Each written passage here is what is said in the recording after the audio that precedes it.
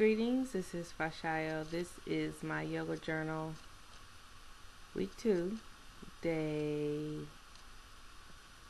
10, I think. Tonight I wanted to talk about, we went over the Yamas, which are, you can think of them like rules, not rules, scriptures, commandments. Maybe that's more accurate.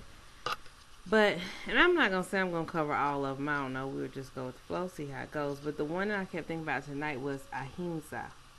It's ahimsa. Most of the time it's interpreted as nonviolence, but I like the other interpretation offered in my textbook that says non-hurting. Because sometimes we think of, I don't know why, but we think of non-hurting and non-violence as different. So you have the obvious things like you wouldn't just walk up and shoot somebody, stab them, slap them, punch them in the throat, burn them with a cigarette,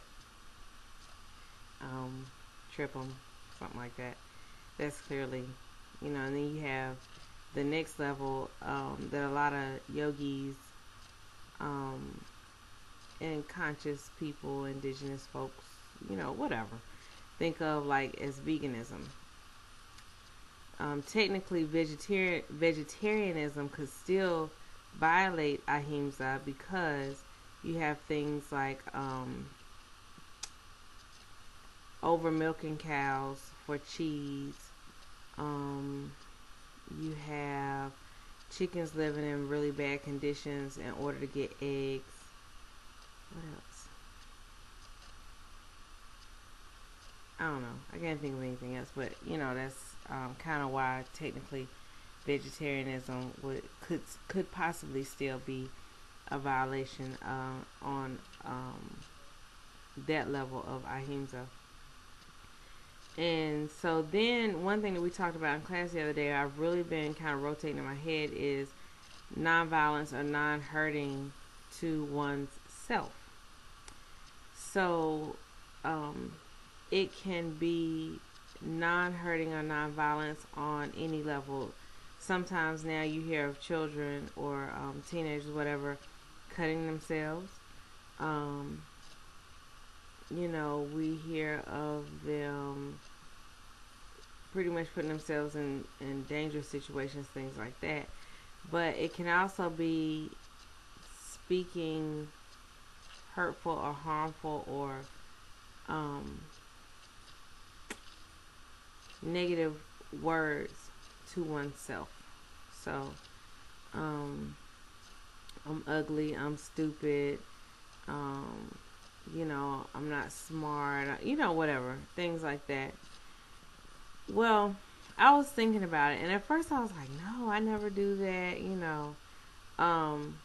but I realized today that I do.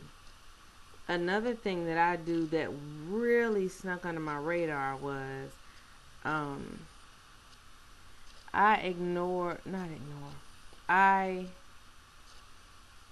look at myself like there are certain things, certain spiritual energetic connections that I believe that everybody is born with. Some may be stronger than others. What I do is, with what I was born with, I tend to think, oh, well, everybody else, yeah, she can do that, and she's fabulous because she can do that, but not me. So I have this thing of doubting myself or feeling like I'm not as good as somebody else. I can build other people up. I mean, I can make you feel like you are the best thing since sliced bread. But when it comes to me, somehow I cloaked it in humility. But I started thinking about it the day after talking to my friend Z, that I think what I've cloaked in humility is actually hurting me, because it's keeping me from my highest destiny. It's keeping from my highest good. And so if I'm keeping myself from something that I should have, then I'm causing myself harm because it's keeping me from reaching my highest destiny. So that was kind of on my mind. Ahimsa, non-hurting or non-violence. So in thinking about that, because I really do want you all to think about that. What are the ways that I can create opportunities in my life for me to nurture rather than to cause hurt to myself, to the environment, to nature, which I know environment, nature, and to others. What kind of words do you speak to yourself? What kind of words do you speak to your kids? Is it really necessary that if you do consume meat, is it necessary that you consume as much as you do? Do you need to have the bacon, the double bacon cheeseburger with the extra meat, the bacon and the cheese? Like, do you need to do all of that? Can you cut that down just a little bit?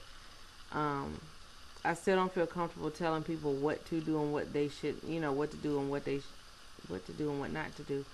But I think that if we all make small steps toward doing things a little differently, in consideration of each other, ourselves, and our environment, that we can improve the world just with, billions of small steps. I don't know how many people on the earth, but that's why I said billions. If everybody just does a little piece of something, then it'll make a huge impact.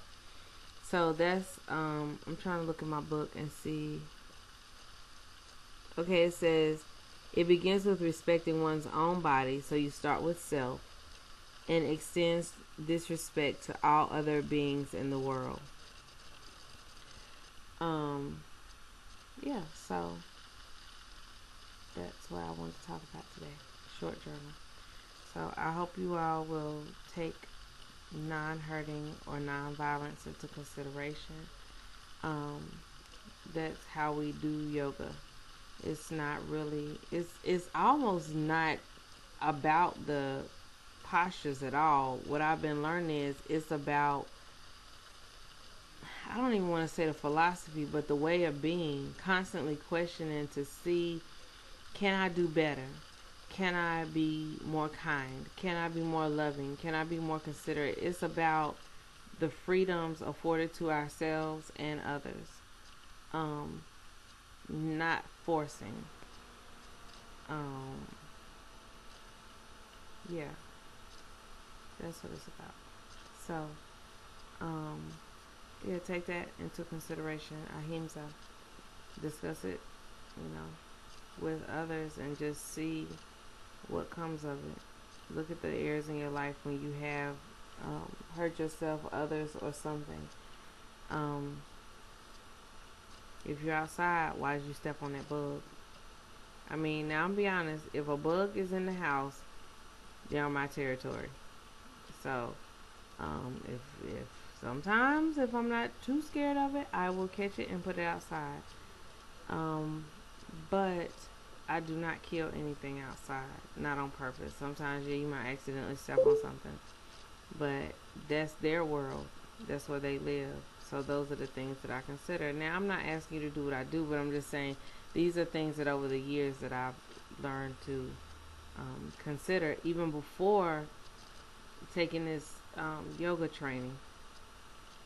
So it's just something for you to consider.